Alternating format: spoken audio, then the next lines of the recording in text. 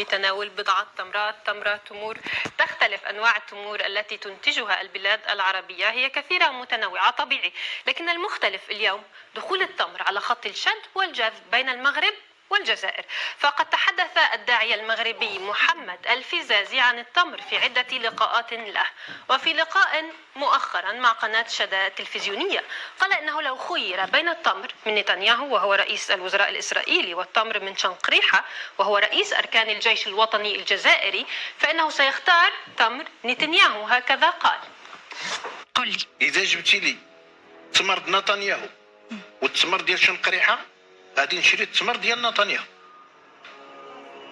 وهاد الفتوى هادي مش هاد الفتوى ماشي فتوى، هاد التصرف مني قائم على الشرع ماشي قائم على الهوى.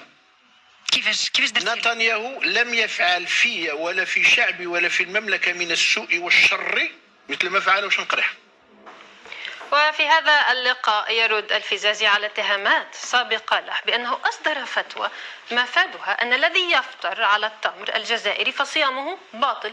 هو نفى الاتهامات وقال أنه تحدث عن عدم جواز أكل التمر الجزائري إذا كان موبوءا كأي تمر آخر، وقال أنه رأى في أحد البرامج الوثائقية أن التمر الجزائري كان موبوءا في فترة ما، وهذا ما اضطر بعض البلاد لإعادته للجزائر كما يقول، ويشرح أنه من هنا جاءت هذه الفتوى. بالعودة لتسجيل سابق له للفزازي قال الداعية أنه لن يستسيغ أكل التمر الجزائري ولا شراء أي من المنتجات الجزائرية الأخرى على الإطلاق، لكن ما السبب بالضبط؟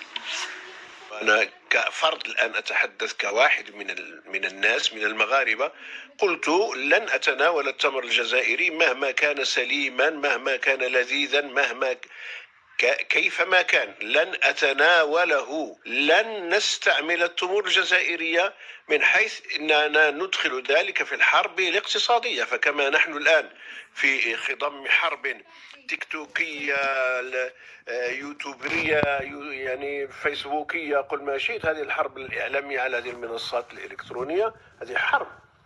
يقول حرب اقتصادية بين البلدين، لكن لماذا خص سعيد شنقريحة هو رئيس أركان الجيش